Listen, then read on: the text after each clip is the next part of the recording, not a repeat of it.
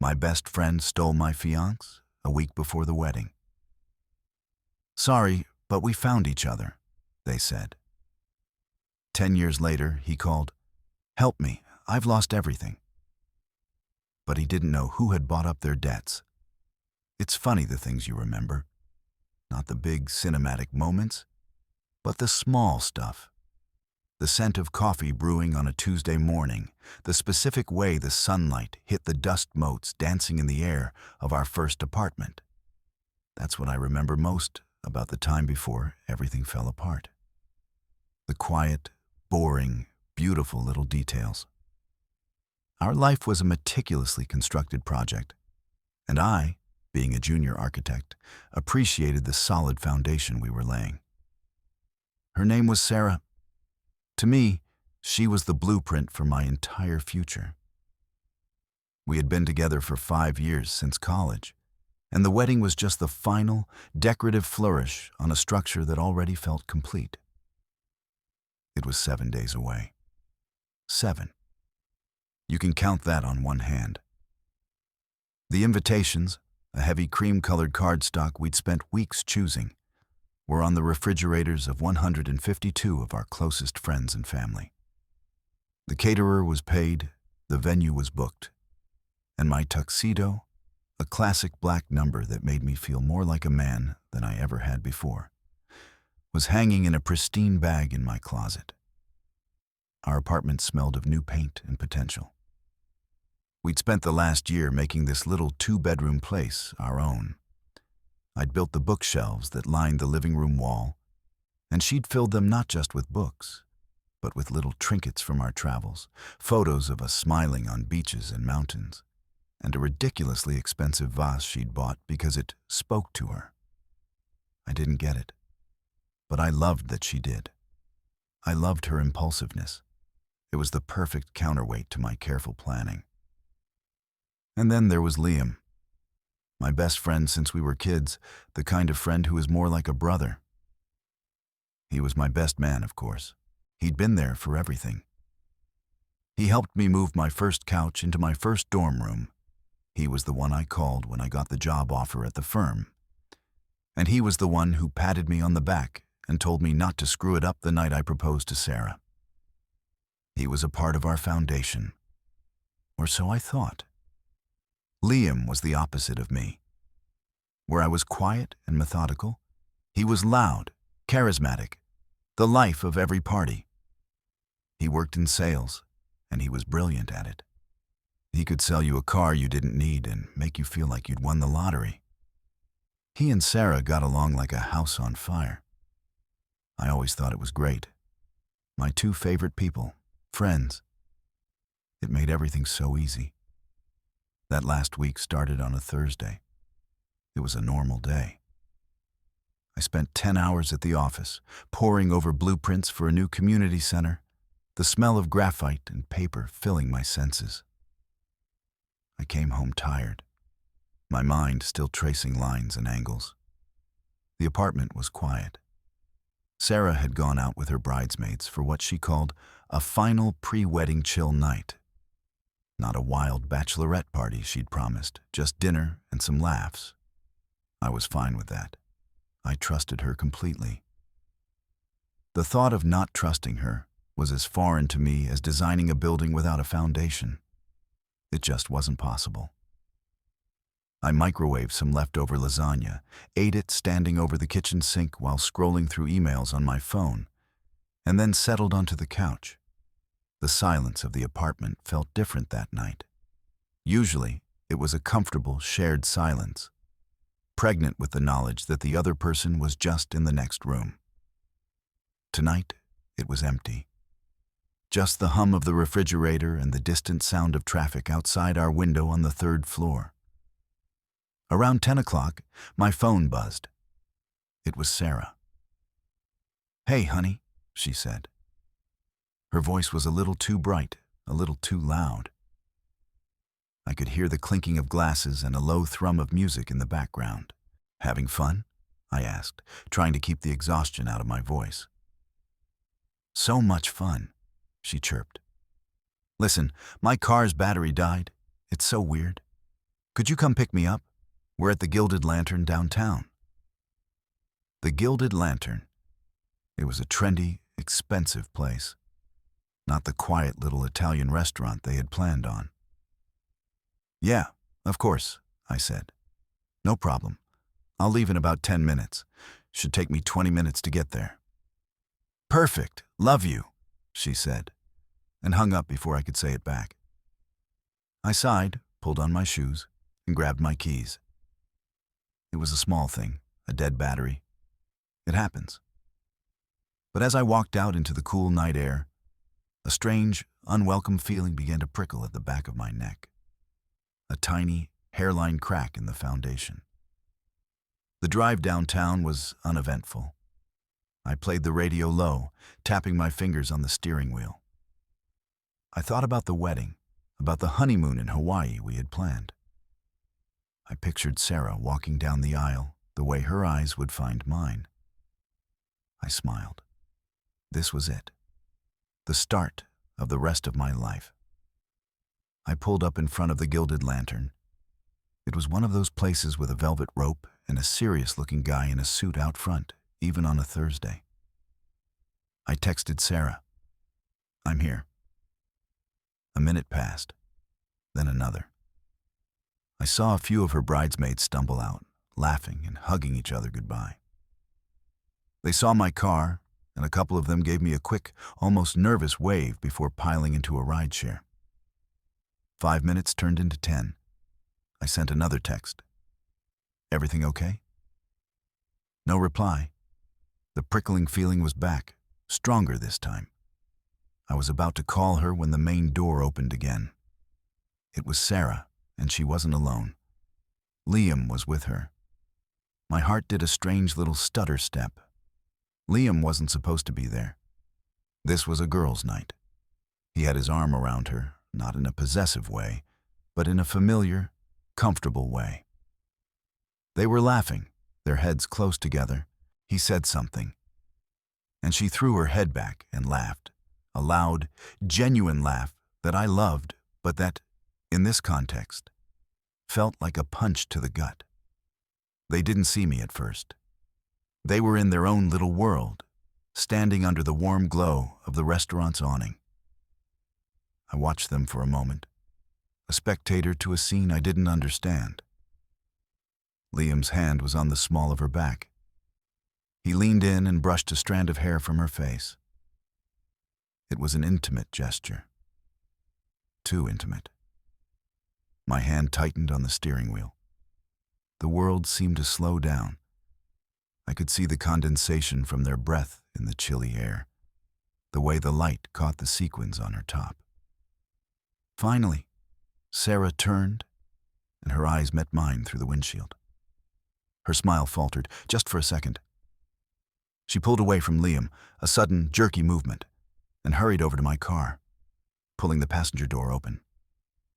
Hey, she said, sliding in. She was breathless. Sorry, we were just saying goodbye. She leaned over and gave me a quick, dry peck on the cheek. It felt like an obligation. Liam sauntered over to my window. He leaned down, a wide, easy grin on his face. The same grin he'd had since we were 10 years old. Ethan, my man, what's up? Just happened to be in the neighborhood and thought I'd crash the party. You know me. Yeah, I said. My voice sounded flat, even to my own ears. I know you. Well, thanks for grabbing her, he said, clapping the roof of my car like we were old pals sharing a joke.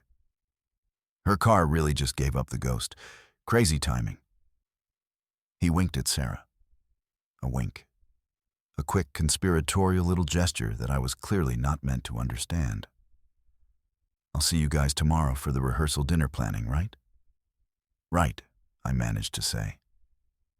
He gave another wave and then turned, disappearing back into the downtown crowd. The car was silent as I pulled away from the curb. The empty quiet from the apartment had followed me, but now it was heavy, suffocating. I could smell the faint, sweet scent of her perfume mixed with something else. something that smelled like the expensive cocktails they served at the Gilded Lantern. I glanced at her. She was staring out the window, her reflection a pale, unreadable mask in the glass. "So, Liam was there," I said, trying to sound casual. "Yeah, crazy, right?" she said, not looking at me. "He was meeting a client nearby and saw Ashley post a picture online. He just popped in to say hi." It sounded plausible. It sounded perfectly reasonable. But the scene I had witnessed, the easy intimacy, the wink, it didn't feel plausible. It felt like a performance. "And your battery?" I asked. "What about it? Did you call for a jump or roadside assistance?" "Oh," she said. And for the first time, she seemed flustered. No." Liam looked at it. He said it was totally dead, that it was probably the alternator or something. He knows about cars. Liam didn't know the first thing about cars. He once called a tow truck because he couldn't figure out how to change a flat tire. I knew that. And she knew that I knew that. The lie, so small and clumsy, hung in the air between us. It was the first lie I could remember her telling me. I didn't say anything else. I just drove. Each red light felt like an eternity. I wanted to scream, to demand answers, to shake her and ask her what was going on. But I couldn't. Because what if I was wrong? What if it was all just my own pre-wedding anxiety, my own insecurity twisting innocent moments into something sinister? To accuse her, to accuse my best friend a week before my wedding? It was unthinkable. It would be an act of destruction. It would be taking a sledgehammer to the foundation of my own life. So I said nothing. We got home, and she went straight to the bathroom, the sound of the shower running a barrier between us. I stood in the middle of our living room, the one with the bookshelves I'd built and the vase she loved. The room suddenly felt like a stage set. A beautiful, meticulously crafted lie. I looked at the photos of us, smiling and happy. I tried to see the people in them.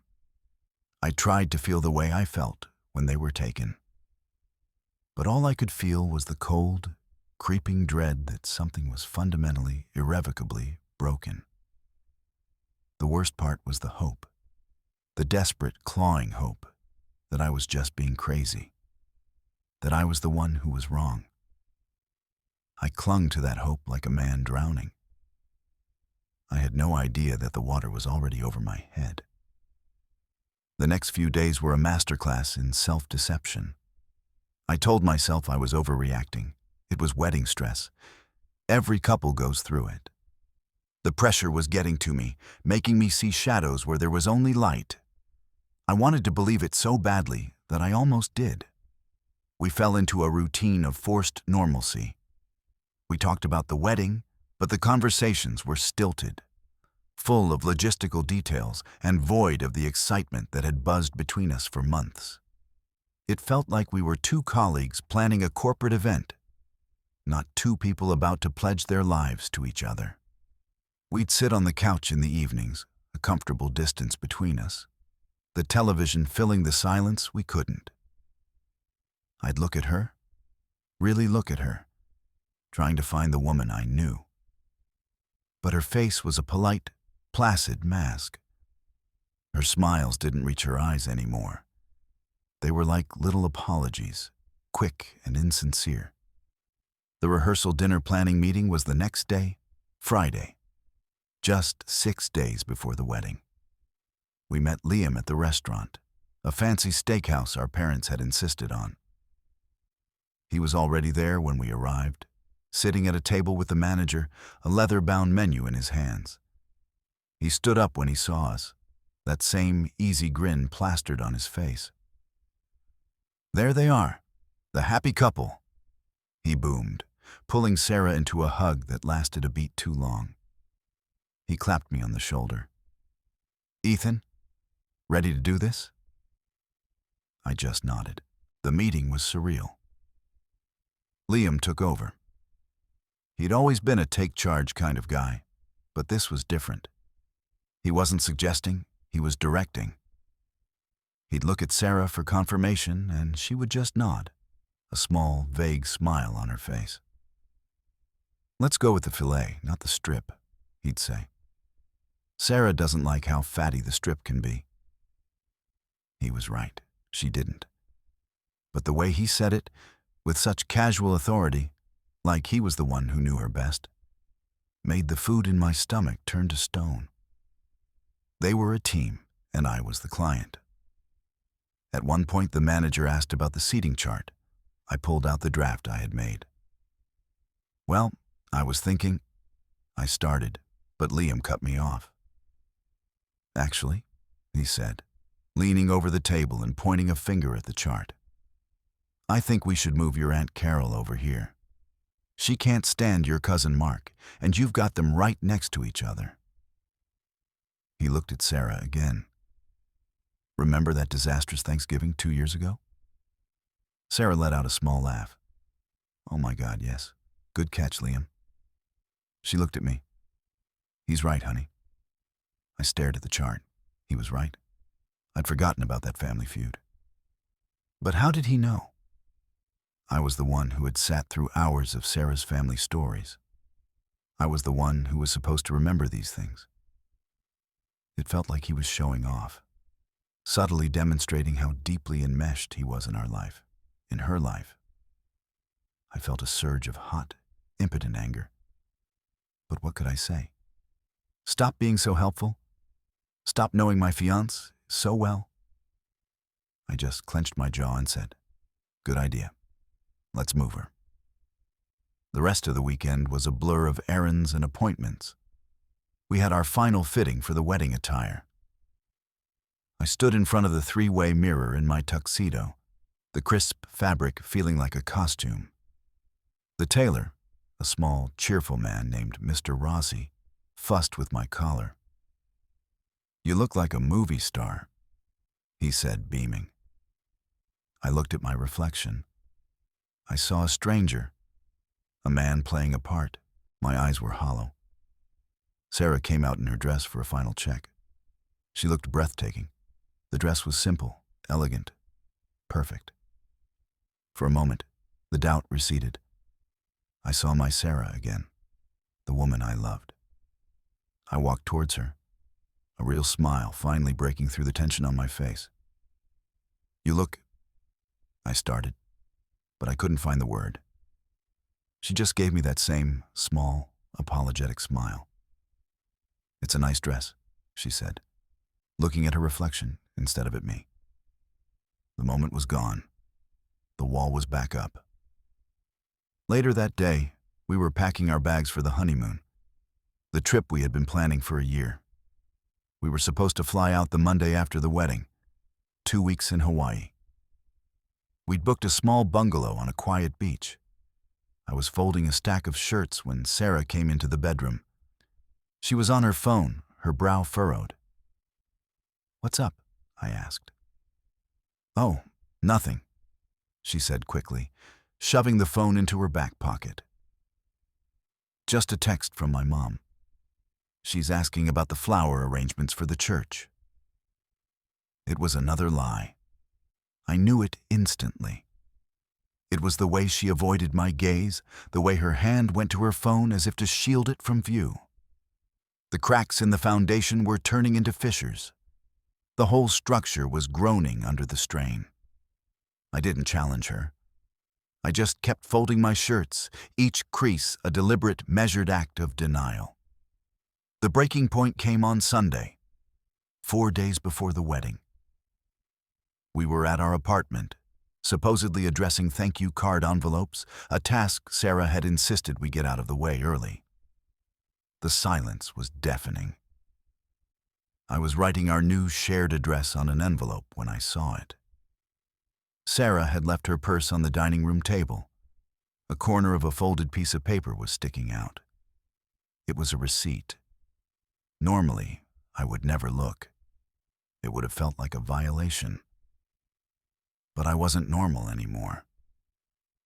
I was a man walking through a house he suspected was about to collapse. I was checking for stress fractures. My heart pounding, I waited for her to go to the bathroom. As soon as I heard the door click shut, I moved. My hands were trembling as I pulled the receipt from her bag. It was from a hotel. The Lakeside Inn, a famously romantic and secluded spot about an hour out of town. The charge was for 1 night, a suite with a jacuzzi. The date on the receipt was from 2 weeks ago, a night she had told me she was staying late at work to finish a major project. My blood ran cold. But that wasn't the worst part.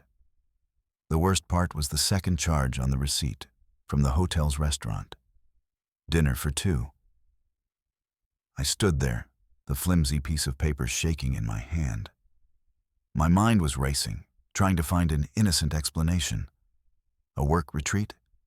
A girls' night I'd forgotten about? But the name of the inn, the Jacuzzi Suite. There was no innocent explanation. This was a deliberate, calculated deception. I heard the toilet flush. I quickly shoved the receipt back into her purse, my fingers clumsy. She came back into the room, humming a little tune. The sound was so jarringly normal, it made me want to be sick. She sat down opposite me and picked up a pen. "Where were we?" she asked, smiling that empty smile. I looked at her, the woman I was supposed to spend the rest of my life with. I looked at her hands, the ones that had held mine, the ones that would soon wear my ring. I looked into her eyes and saw a stranger looking back at me. And in that moment, I knew. I knew with a certainty that was as solid and terrifying as the ground giving way beneath my feet. But I still didn't have the final piece. The who. My mind refused to go there, refused to even form the name, because that would be the end of everything. That night, I couldn't sleep. I lay in our bed, staring at the ceiling, every tick of the clock a hammer blow against my sanity. Sarah slept soundly beside me, her breathing even and slow. How could she sleep? How could she lie here next to me, in this bed, in this life we had built, and be so at peace? Around 3 a.m, I gave up. I slipped out of bed and went to the living room. I sat on the couch in the dark, the faint glow of the city lights filtering through the blinds. And then I heard it, a soft buzz from the kitchen. Her phone. She'd left it on the counter. I walked over to it, my feet cold on the hardwood floor. The screen was lit up. A new message. And on the locked screen, under the name Liam, were 3 words that shattered my world into a million pieces. 3 words that confirmed every fear, every doubt, every sickening suspicion. The message said, "Thinking of our inn." For a long moment, I just stood there, staring at the phone screen. The words glowed in the darkness of the kitchen, burning themselves onto my retinas. Thinking of our inn. It wasn't a sledgehammer. It was a scalpel, sliding between my ribs and methodically, precisely, cutting my heart out. There was no rage. Not yet. Just a profound, hollow emptiness that seemed to suck all the air out of the room, out of my lungs. The entire world narrowed to those 3 words and the hum of the refrigerator. I felt strangely calm, detached, as if I were watching a scene from a movie about someone else's life. This couldn't be my life. My life had blueprints, solid foundations. My life didn't have this. I walked back to the living room and sat on the couch I'd assembled with my own 2 hands. I didn't sleep. I watched the sky outside the window slowly lighten from black to gray to a pale, indifferent blue. I thought about everything. The knowing looks, the shared laughter, the way he'd known about her aunt, the wink outside the restaurant, the lie about the car battery. It wasn't a series of unfortunate coincidences. It was a conspiracy, A long-running, carefully orchestrated betrayal happening right under my nose, perpetrated by the two people I trusted most in the world. The pain was a physical thing. It was a cold, heavy weight in my chest, making it hard to breathe. The person I was supposed to be a week from now, a husband, was a ghost. He had died in the kitchen at 3 in the morning. When Sarah woke up, I was sitting at the dining room table with 2 cups of coffee, just like any other morning. She came out of the bedroom, stretching and yawning. "Morning, sleepyhead," she said, her voice still thick with sleep. She looked so normal, so innocent. The hypocrisy of it was breathtaking.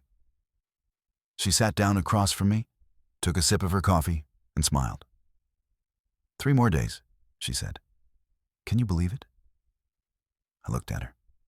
I really looked at her, searching for any flicker of guilt, of remorse. There was nothing. Just a serene, beautiful mask.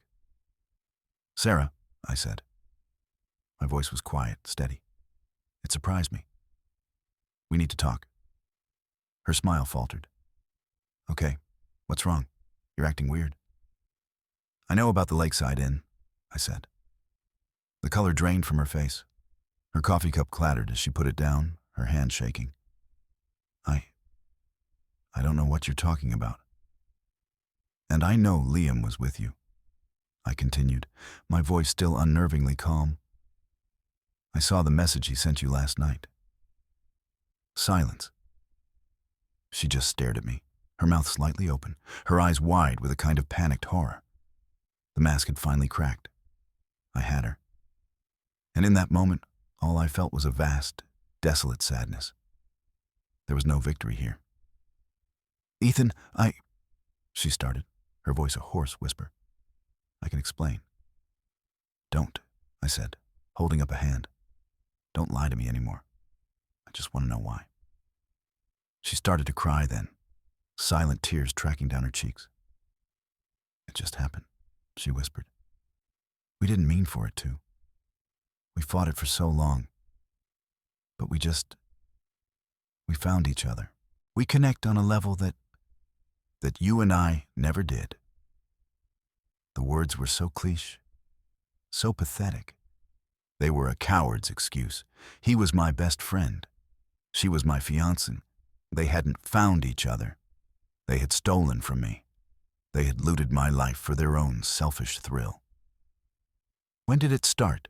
I asked, my voice flat. "About 6 months ago," she admitted, looking down at her hands.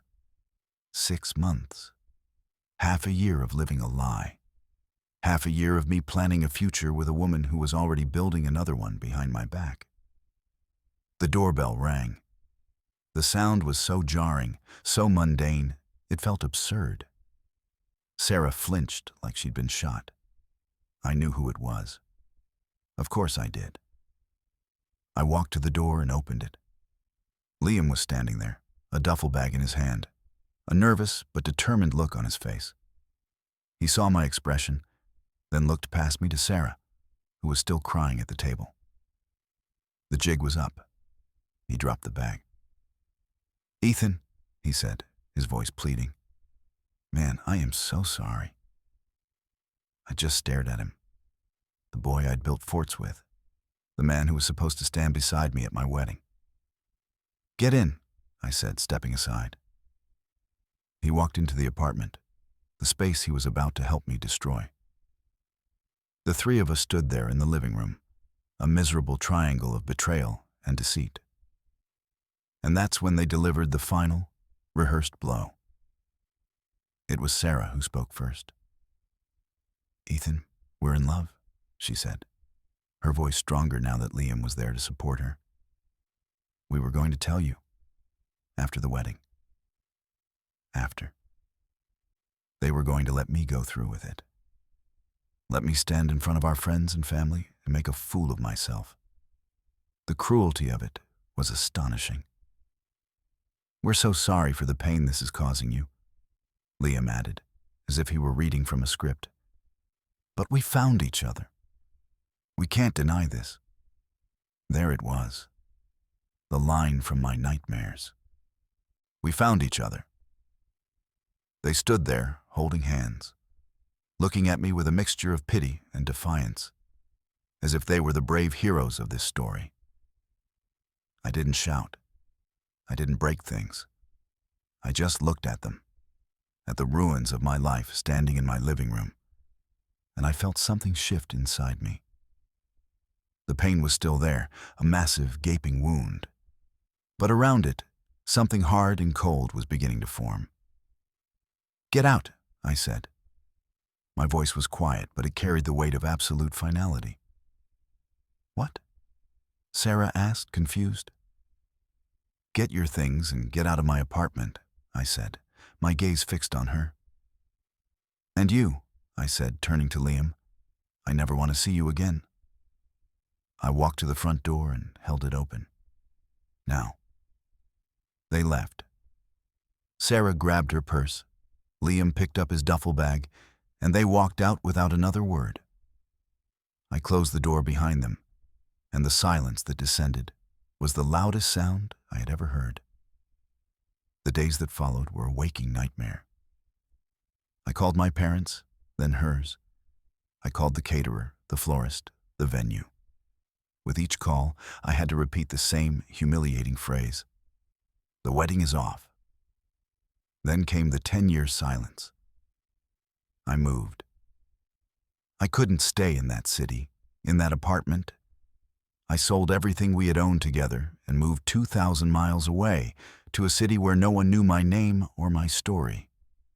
I threw myself into my work with a singular, ferocious focus. Architecture became my salvation. It was logical. It was honest. A beam was a beam. A foundation was a foundation. There were rules, and they made sense. My pain, my anger, my humiliation. I poured all of it into my work. I worked 18-hour days. I slept in my office. I built things. I designed buildings that reached for the sky, solid and real and true. And I became successful. Very successful. I never looked for information about them, but in our hyper-connected world, it found me anyway. A mutual friend's social media post, a picture of their wedding, about a year after they destroyed mine. They looked happy. They bought a huge house in a wealthy suburb. Liam started his own consulting firm. They had 2 kids. On the surface, they had everything. The perfect life they had built on my heartbreak. For years, I felt a dull ache whenever I saw a picture or heard a stray piece of news. But over time, that ache faded, replaced by a cold, detached indifference. My life was good. I was respected in my field.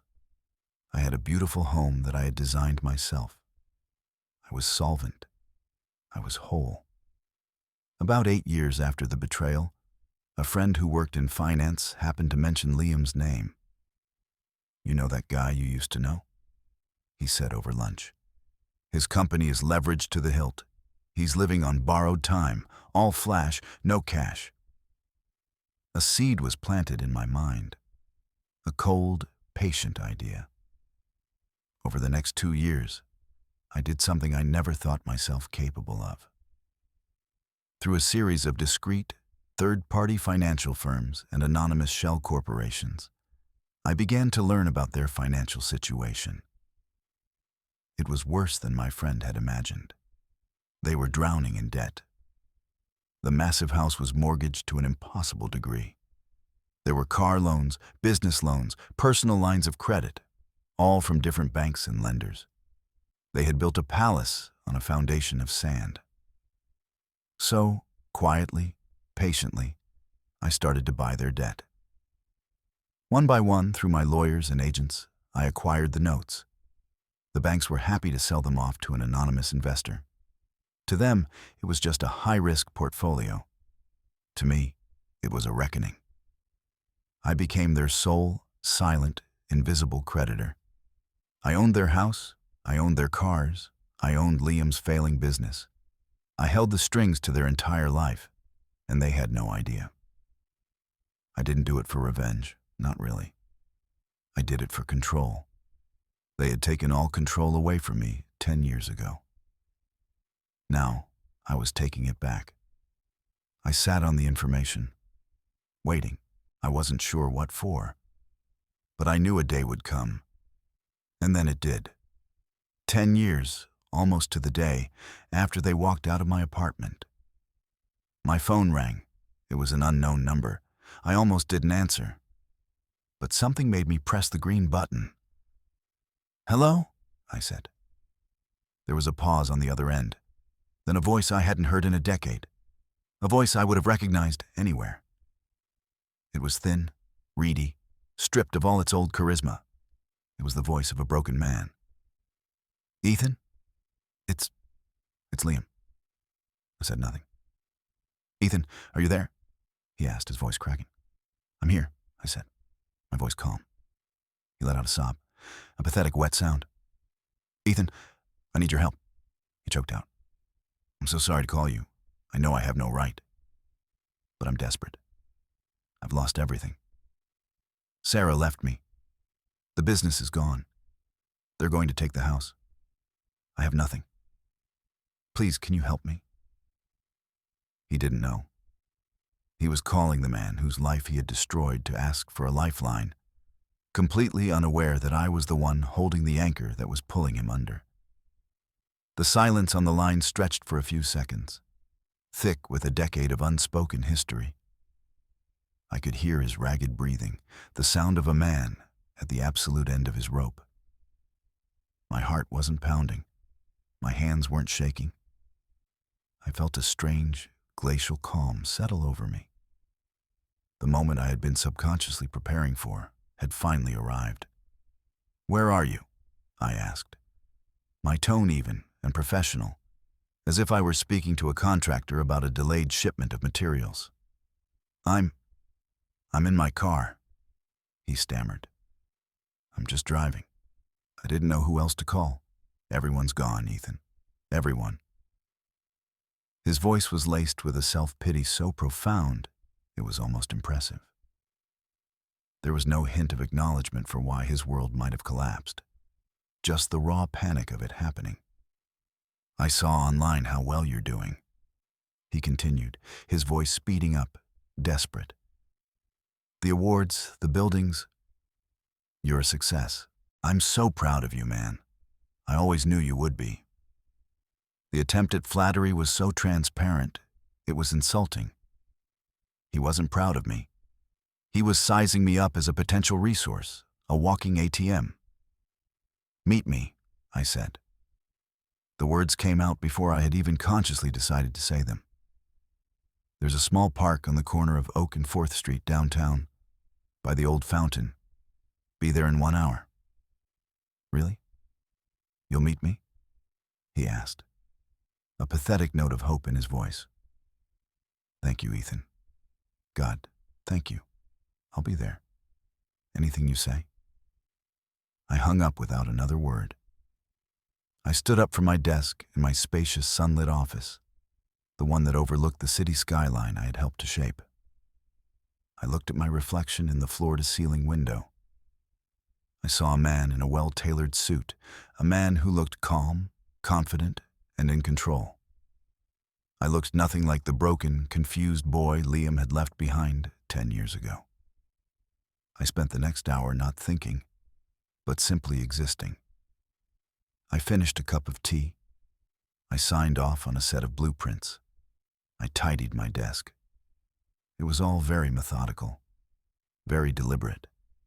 I was putting my own house in order before going out to survey a demolition site. I arrived at the park a few minutes early. It was a crisp autumn day.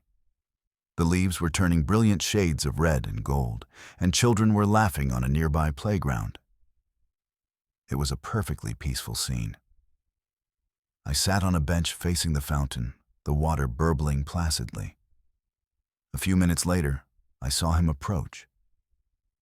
The 10 years had not been kind to Liam. He had been boyishly handsome, with a quick smile and an athletic build. The man walking towards me was a ghost of that person. He was thin, but not in a healthy way. His expensive suit hung off his shoulders, rumpled and stained. His face was pale and puffy, with dark circles under his eyes that spoke of countless sleepless nights. His hair was thinning, and he walked with a slight stoop, as if carrying an immense weight. It was the weight of failure. He saw me and tried to muster a smile, but it came out as a grimace. "Ethan," he said, his voice raspy. He sat down on the other end of the bench, a respectful distance between us. "You came?" he said, staring at his hands. "I can't believe you came." "You said you needed help," I stated, not asking a question. He launched into his story, the words tumbling out in a torrent of excuses and blame. The market had turned against him.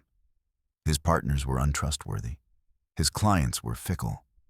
He painted a picture of himself as a victim of circumstance, a good man felled by a cruel and unjust world.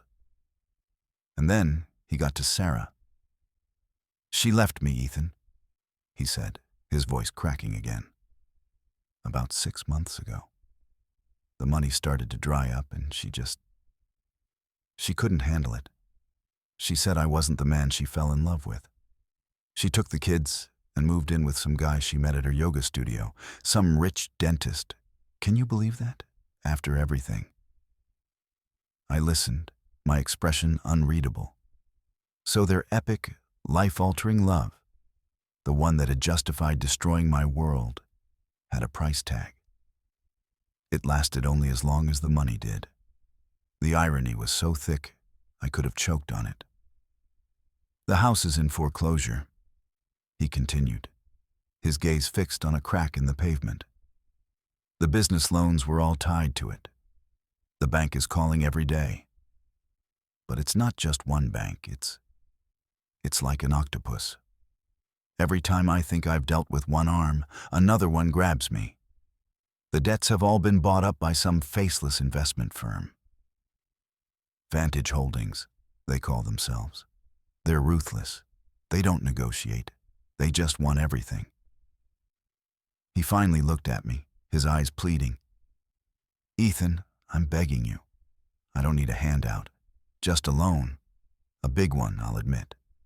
Enough to get this Vantage Holdings off my back. I can rebuild. I know I can. I'll pay you back every cent, I swear, on my life." He waited, his entire future hanging on my response. I let the silence sit for a moment, letting him stew in his desperation. I looked at the fountain, at the water arcing gracefully through the air before falling back into the basin. It was a closed system. The water always returned to its source. "You don't have to worry about Vantage Holdings," I said quietly. He frowned, confused. "What do you mean?" "I mean, they won't be bothering you anymore," I said, finally turning to look him directly in the eye. "There's no need for a loan, Liam." A flicker of hope ignited in his tired eyes. Did you talk to them? Did you do something?" "In a way," I said. I leaned forward slightly. "I am Vantage Holdings." The confusion on his face was slow to dissolve. He blinked, his mind struggling to process the words. I could see the exact moment the understanding dawned. It was like watching a building collapse in slow motion. His jaw went slack. The blood drained from his face, leaving it a sickly gray color. His eyes, which had been pleading a moment before, were now wide with dawning, uncomprehending horror. "What?" he whispered. "I own it all, Liam," I said, my voice as calm and steady as a surveyor's laser. "I own the mortgage on your house. I own the note on your business. I own the loans on the cars Sarah is probably still driving. Every piece of that life you built on my ruins, I bought it. I've owned it for almost 2 years now." He just stared at me, speechless. He looked like he had been physically struck. "Why?" he finally managed to choke out. The question hung in the air between us. Why? It was a question I had asked myself many times. Was it for revenge? For justice? Because you taught me a valuable lesson 10 years ago, I said, my voice cold and clear. You taught me about foundations. You and Sarah, you built your life on impulse and lies, a foundation of sand. I decided I preferred to build on something more solid. So I did, and when I was done building my own life, I decided to buy the land your palace was built on. It wasn't about hate, Liam. It was about balance. It was about taking back the control that you and she stole from me. You made my life transactional that day. You reduced 5 years of love and trust and friendship into a simple, brutal transaction. So I did the same to you. I stood up from the bench. He didn't move. He just sat there, a hollowed-out shell of a man, staring into the abyss I had just opened up in front of him. He looked smaller than I had ever seen him. What? What are you going to do? He whispered, his voice barely audible over the sound of the fountain. I looked down at him, at the man who was once my brother. I felt nothing. No pity, no anger, no satisfaction. Just closure. That's the thing, Liam, I said, adjusting the cuff of my shirt. I'm not going to do anything. The process is already in motion. The paperwork is filed. The legal proceedings will run their course. It's all just business now. I turned and started to walk away. I didn't look back. I didn't need to. The conversation was over. My involvement was over. The ghost that had haunted me for a decade was finally laid to rest. As I walked out of the park and back towards my solid, well-constructed life, I felt the autumn sun on my face. I wasn't celebrating. I wasn't happy in a triumphant way. But for the first time in 10 years, I felt completely and utterly free. The debt had been paid. The accounts were settled. The foundation was clear. I didn't watch him crumble. I didn't need to. I had seen the blueprint of his destruction, and I knew the demolition would be precise. As I walked out of the coffee shop, the cool morning air felt like a clean slate. The sound of my leather-soled shoes on the pavement was crisp and final. Each step was taking me further away from the last 10 years, away from the ghost that had shared my life. That feeling of freedom was intoxicating, a pure, clean sensation I hadn't felt since I was a boy. I had closed the book. I had balanced the ledger. Justice, cold and calculated, had been served. I walked the 10 blocks back to my office building, the Oakhaven Tower. It was a structure I had watched being built, a monolith of steel and glass that scraped the sky. My own office was on the 50th floor, a corner suite with panoramic views of the city. It was my fortress, my sanctuary, a place I had built with the wreckage of my old life. When I stepped out of the elevator, my analyst, a sharp young man named Mark, was waiting for me. He knew, in a detached, professional way, what the morning's meeting was about. He had been the one to compile the file, to trace the web of debt. "Is it done?" he asked, his voice low. "It's done," I said, walking past him toward my office. I didn't want a debrief. I didn't want congratulations. I just wanted the silence. I spent the rest of the day in a strange haze. The victory I had planned for so long felt quiet. There was no triumphant surge, no cathartic release of a decade of anger. There was just a vast, echoing emptiness. The driving force of my life for the past 10 years, the quiet, patient pursuit of this moment, was gone. And I wasn't sure what was supposed to replace it. I looked at the financial models on my screens, the complex algorithms that had made me a rich man. They seemed alien, the artifacts of a different person. For 10 years, I had a purpose. I woke up every morning with a clear, singular goal. Now, that goal was achieved. The enemy was vanquished. But what does a soldier do when the war is over? That night, I went home to my penthouse. It was a place designed for a man who valued aesthetics over comfort, a museum of a life rather than a home. It was all clean lines, polished concrete floors, and floor-to-ceiling windows that displayed the glittering city like a piece of art. It was beautiful, expensive, and completely sterile. I had never noticed the silence in the apartment as much as I did that night. It wasn't the peaceful quiet of solitude. It was the hollow hum of absence. I had built this empire, this fortress of solitude, as a monument to my pain. Now that the pain had been avenged, the monument felt pointless, an empty tomb. I stood by the window for what felt like hours, just watching the endless stream of headlights flowing through the city's arteries below. Each light was a life, a story, a person going somewhere, to someone. And I was up here, completely removed from it all, a king in an empty castle.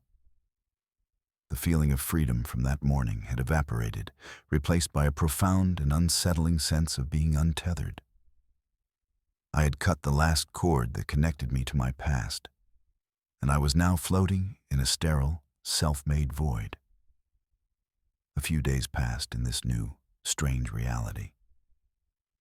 I went to the office, I had meetings, I moved numbers around on a screen.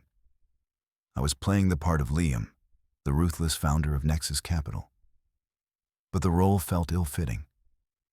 The fire that had fueled the character was gone. Then, on Saturday night, the past came calling again. I was sitting in my living area, a glass of water on the table beside me, trying to read a book. But the words were just black marks on a page. My phone, the one I used for personal calls, vibrated on the polished marble tabletop. It was a number I didn't recognize. I almost ignored it. I didn't get many personal calls. But something compelled me to answer. Hello? There was a moment of silence, just the faint crackle of an open line. And then a voice that, despite the 10 years that had passed, was as familiar to me as my own.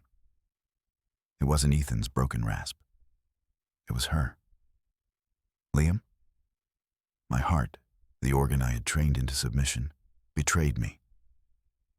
It hammered against my ribs, a wild, panicked bird in a cage. My hand tightened on the phone. I said nothing. Liam, please, she said, her voice thin and strained. It held an edge of desperation I had never heard before, not even in my memories of our final, terrible confrontation. It's Sarah. I need to see you, please. 100 different emotions warred inside me. Anger, hot and immediate, contempt. And underneath it all, a flicker of something else. Something I refused to name. It was the ghost of the boy who had loved her. A ghost I thought I had buried for good. There's nothing to talk about, I said, my voice coming out colder and harder than I intended. My lawyers will be in contact with your husband to discuss the repayment terms. This isn't about the money, she said quickly, a sob catching in her throat. Well, it is, but it isn't. Not really. Liam, I can't do this over the phone. Please, just 5 minutes. I'm not asking for forgiveness. I need to talk to you. Face to face. I should have said no. I should have hung up and blocked the number. That's what the Liam of the past 10 years would have done. But the war was over. The old general was retired. And in his place was just a man in a quiet room, a man who suddenly, terrifyingly, felt a crack in his fortress wall. Where? I asked, the single word of capitulation I already regretted. Anywhere you want, she said, her relief palpable. Whatever makes you comfortable. A cruel idea sparked in my mind. A final turn of the screw. Tomorrow, noon, the lobby of the Grand Hotel. There was a sharp intake of breath on her end. She knew the significance of that place. The hotel from Ethan's note. The place where their affair had been consummated, where my destruction had been sealed. It was a test, a way for me to reassert the control I felt slipping. "Okay," she whispered after a long pause. "Okay, Liam. I'll be there." I ended the call and tossed the phone onto the sofa as if it were burning hot. My hands were shaking. I, the man who had just dismantled another man's life without flinching, was shaking because of a simple phone call. I walked back to the window and stared out at the city lights. They no longer looked like a beautiful piece of art. They looked like a million lonely fires burning in the dark. The next day, I dressed with meticulous care. I chose a dark navy suit, a crisp white shirt, and no tie. It was a look of casual power, of effortless control. I was constructing my armor, piece by piece. I drove to the Grand myself instead of taking a driver. The hotel was just as I remembered from the single time I'd been there years ago for a charity dinner. Opulent, hushed, and reeking of old money. I chose a secluded alcove in the grand lobby, a pair of velvet armchairs separated by a small, dark wood table. I sat in the chair that faced the entrance and waited. My heart was a steady, cold drum against my ribs. I was back in control. I was the architect of this encounter. She arrived at 3 minutes past noon. I watched her walk through the revolving doors, and for a moment, the world seemed to tilt on its axis.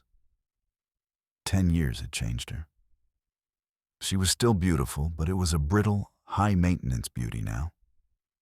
She was thinner, and while her clothes were expensive, a tailored dress, a designer handbag that was probably worth more than my first car, they seemed to wear her, rather than the other way around. The effortless radiance she once possessed was gone, replaced by the fine lines of anxiety around her eyes and a tightness around her mouth. She looked like a woman who had been fighting a losing battle for a very long time.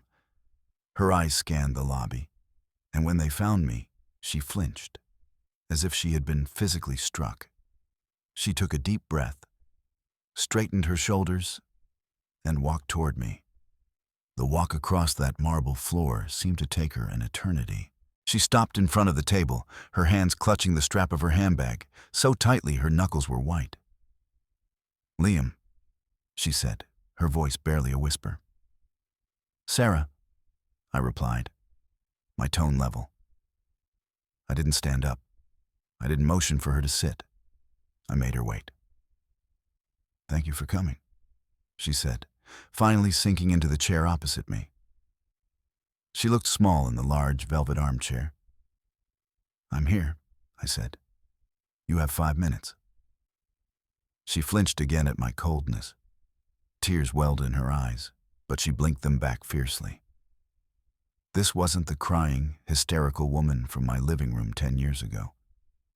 This was someone else. Someone harder. "I know you hate me," she began, her gaze fixed on the table between us. "You have every right to. What I did, what we did, was unforgivable. I'm not here to ask you to forgive me. I know that's impossible." I said nothing. I just watched her, my face a mask of indifference. "When Ethan told me what you did," she continued, her voice trembling slightly, "at first I was just terrified. And then I was angry. But after a few days, after the shock wore off, I realized something. You didn't just take our money, Liam. You took the story we told ourselves. You burned it to the ground." She looked up at me then, her eyes pleading. "The story was a lie. I know that now. We weren't some epic love story. We were just a mess. Two selfish people who blew up the best thing in their lives because they were careless and weak." Her words were well rehearsed.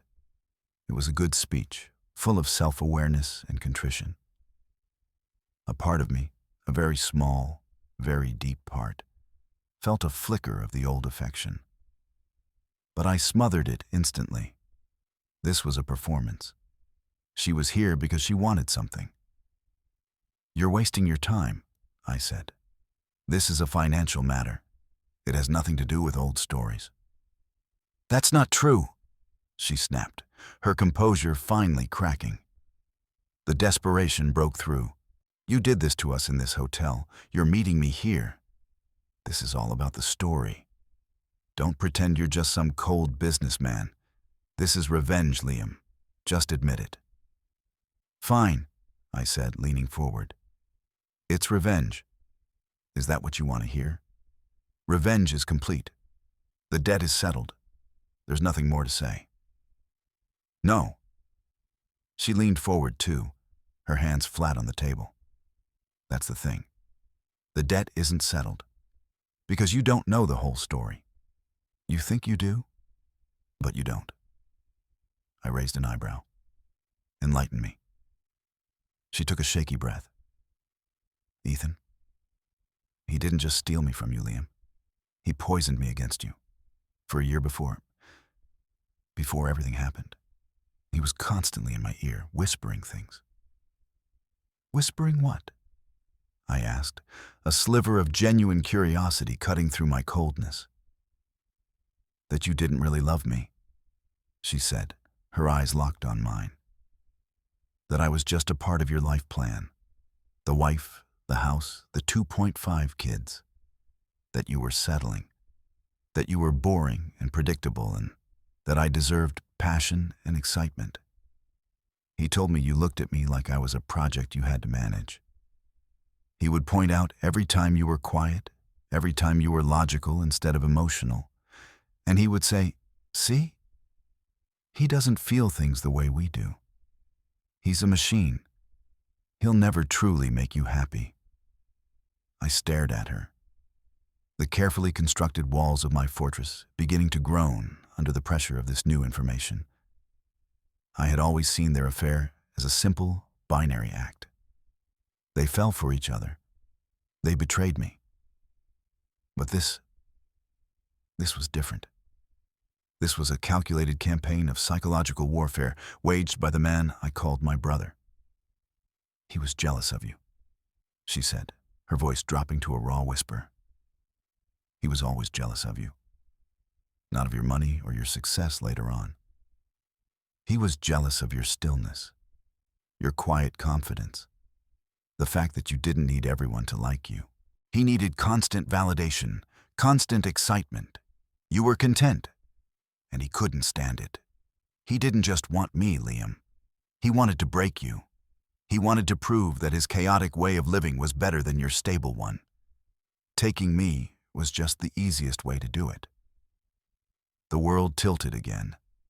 My neat, clean narrative of revenge, the one that had fueled me for a decade, was suddenly messy, complicated. I had aimed all my fury, all my resources, at a single two-headed monster. But what if one of the heads had been whispering poison into the other's ear? What if Sarah wasn't my equal partner in betrayal, but another one of his victims? A weaker, more selfish victim than me, to be sure, but a victim nonetheless. "Why are you telling me this now?" I asked, my voice hoarse. "Because," she said, and for the first time, the tears she had been fighting back began to fall freely.